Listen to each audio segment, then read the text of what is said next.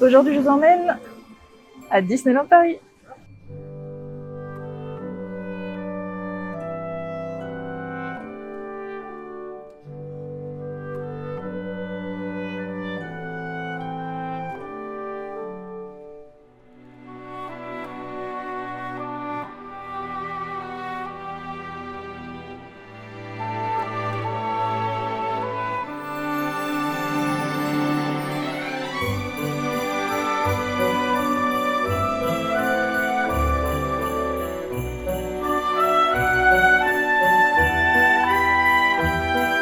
Non, stop.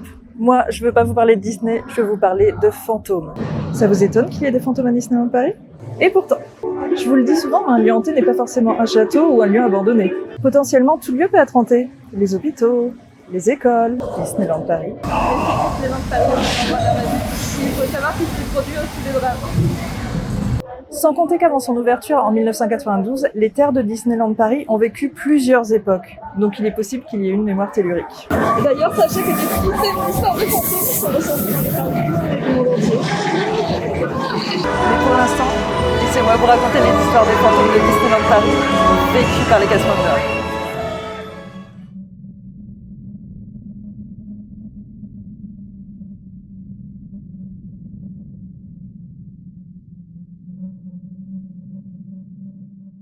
La première histoire que j'ai à vous raconter se déroule ici, à la Tour de la Terreur. C'est ici que j'ai travaillé pendant un an.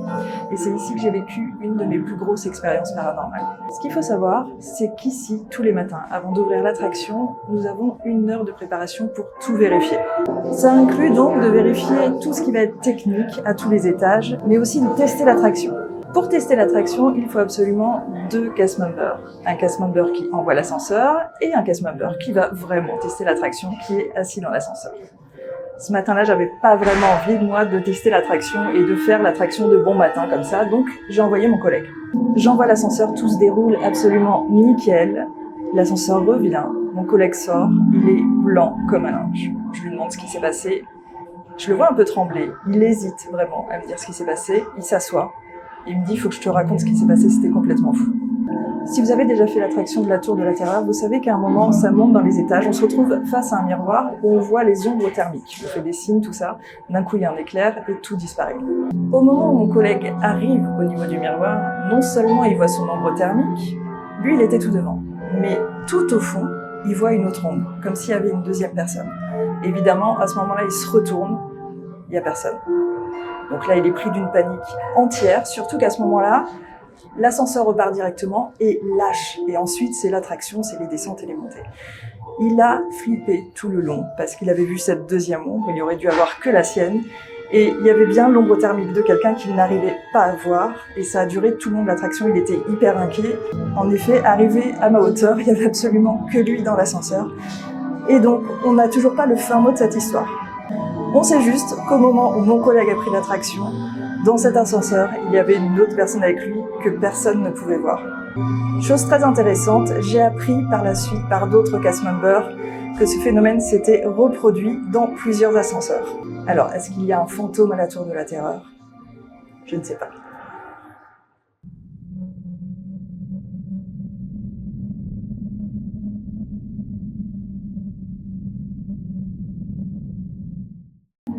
Dans cette attraction qu'on appelait avant Cinémagique, on pouvait revivre justement toute l'histoire du cinéma. On était installé dans un cinéma. Et il y avait toute une mise en scène qui était hyper intéressante. Enfin, moi, j'adorais cette attraction. Et j'ai appris par des cast members qui ont travaillé à Cinémagique qu'apparemment, il y avait un fantôme. Certains cast members ont raconté avoir entendu des sièges qui se rabattaient par eux-mêmes. Ils entendaient vraiment le son et quand ils se retournaient, ils voyaient des sièges qui vibraient un petit peu.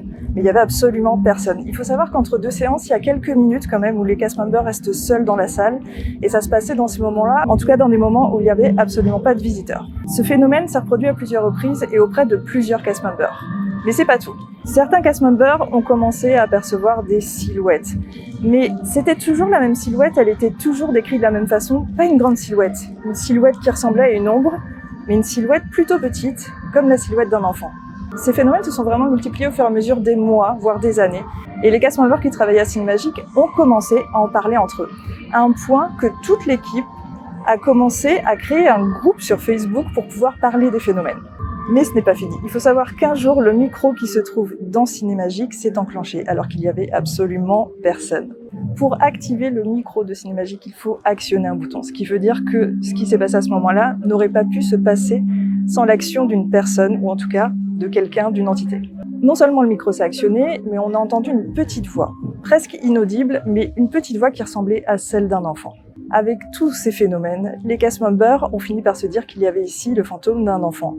Et ce fantôme d'enfant, ils l'ont surnommé Timmy.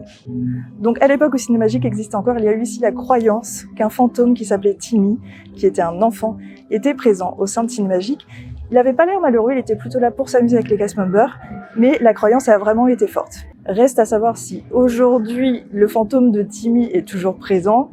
C'est possible, c'est pas parce que l'attraction a changé que le fantôme a disparu. Il faudrait pour ça demander aux cast members. S'il y a des cast members qui veulent me répondre, qui travaillent dans cette attraction, vous pouvez me dire s'il y a des phénomènes étranges.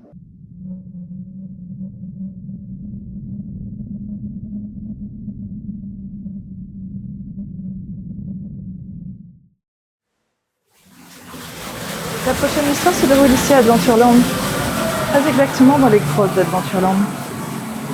Je ne sais pas si vous y êtes déjà allé, mais c'est un labyrinthe incroyable. Et pourtant, ici, lorsque le parc est fermé et que les cast members font le tour pour voir si ça fonctionne bien, s'il n'y a personne, ils entendent parfois des voix, des chuchotements et aperçoivent même des silhouettes. Et pourtant, ils en sont sûrs, il n'y a personne. Les grottes d'Adventureland sont hantées? Et si oui, par qui? Ça restera un mystère.